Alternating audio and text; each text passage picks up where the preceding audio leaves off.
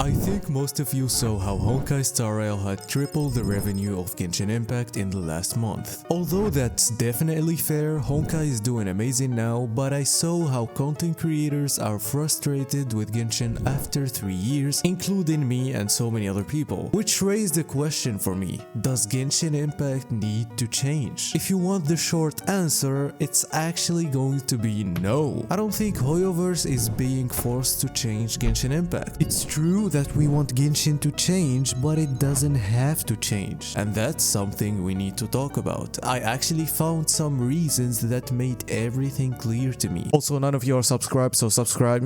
I made a video before about why players are losing hope in Genshin Impact and the changes that we need in the game. But now let's talk about why Genshin won't change. First, let me talk about revenue and how it will probably not be enough to change the game. The Genshin Impact revenue is always like that. Yes, it's going down now. By saying it's going down, it's like more than $30 million, but it's going down not only because the patch is dry, well, that's a part of it, but it's because Chiori is fucking ass. Let's not pretend that Arlecchino won't crush the numbers next month. I myself will pull on Arlecchino. So this is the first argument, and the most common one, to be honest. The game is still doing well in terms of revenue, so they don't have to change it, we all know that. And that's actually why I'm not going to talk about this point any further, because it's actually not the main thing. I wanna shed light on the player base of this game. Now, some people say the game is full of casual players, that's why they don't complain. And some people say this game is full of hardcore players that hate their life and still cope so hard with the game. While both don't have any evidence to that, I tried to check the state of the player base. I did a poll last year to see the adventure rank of the players, and while most of them are past 50, 40% of them didn't actually reach the end game. But keep in mind, most of my Genshin content at the time was guides, so it makes sense to have new players on my channel. Now, I made another poll yesterday and it was pretty interesting. While only 8 hours passed and 1.3k people voted, it's actually kind of enough to see where we're going. 17% of them are new players and the rest already reached endgame. I think this is more realistic. Now, this actually still proves to me that this game keeps attracting new players. Now, are the new players getting fewer with the time? Well, these polls might show you that, but I don't think they do prove that, since they are really separated and the channel content changed. What I actually can prove to you is that new players are always coming to the game. Whether it's less or more now, it never stopped. And you can prove that by guide making channels. If we take a look at Ziox, his videos are doing pretty well. One of them is even a guide for an old unit and it's still doing well. And even if you're a casual player, your need for guide content will become less and less the more experienced you become with the game. Now, that doesn't mean only new players watch guides, but it's fair that most of them are new. So what this tells us is that even if the game is losing players, they are still attracting new ones. And that does explain why the latest editions are made for new players. You know, we saw so many people are complaining about the latest dev updates because they are adding some useless things to any other player than the new player. However, the game has 2 years to complete the first big chapter in the story. And yes, not the whole story. If you think that Genshin's story will end when we reach Kanria and that they won't milk the shit out of it, you're coping. But even if the story doesn't end there, in 2 years people might stop playing since they knew what they wanted. We revealed the big secret, and that's probably why they are hiring people now,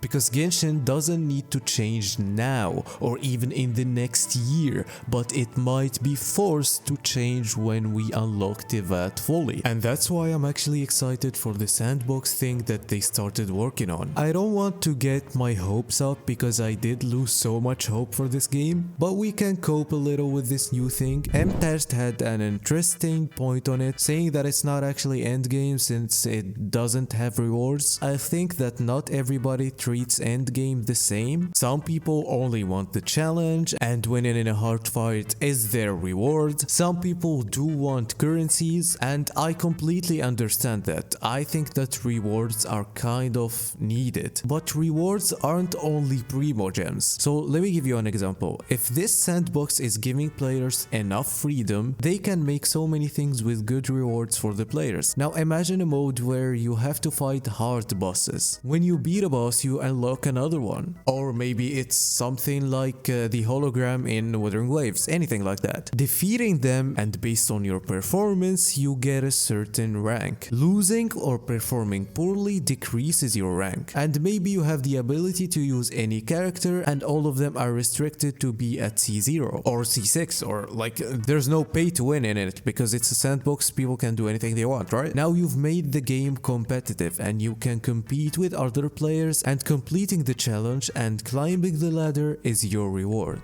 This is an idea that I didn't need so much time to think about, so it might be flawed, but you can actually imagine how creative people can be.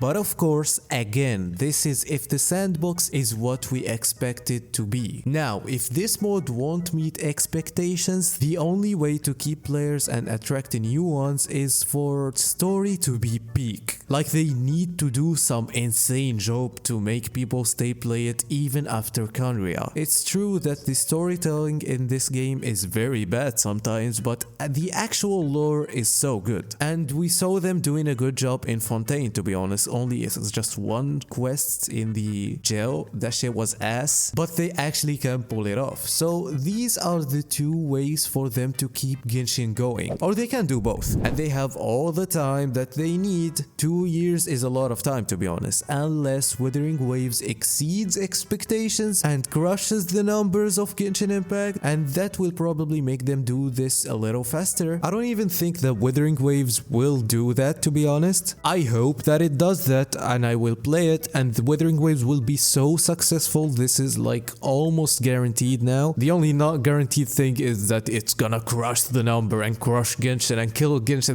That's not gonna happen, guys, let's be real. And it won't be even a hard job for them. They can just copy Wuthering Waves, I guess. It's not gonna be hard, right? Other than that, I actually think that Genshin Impact is still going with how Hoyoverse planned, and they are not forced to change it yet. I'm actually interested in seeing your opinions in the comments. Don't forget to subscribe. Let's try to hit 10,000 subscribers as soon as possible. Also, memberships are finally available on the channel. If you want to be a member and help me with my content, I would appreciate it. You don't actually have to. I appreciate everybody that watches this video, and if you're a bold man reacting to this video, I don't know, I just wanted to remind you that you're bold.